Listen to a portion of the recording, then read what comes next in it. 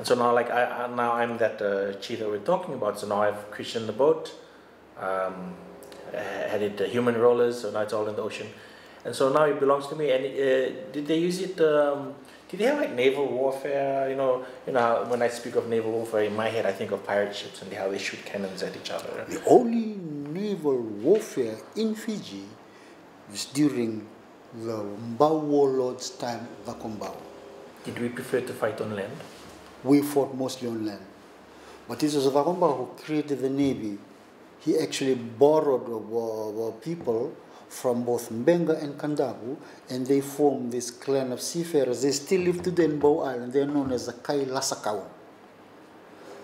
They're known as Kaiwai, but they're not Kaiwai as the ordinary fisher folk. They're the Kaiwai, they are the navies. Just what you see in the Roman movies, they actually ram the canoes. So the Vakumbau created that to ram against the canoes of his enemies, the Rewa chief.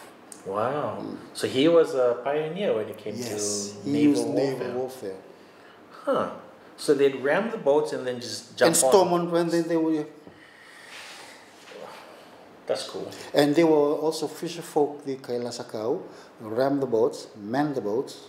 They also were the fisher folk. They would fish, not for fish, but for these sacrifices. So the Vakumbau would meet his quota, his bloodthirsty war god. Man.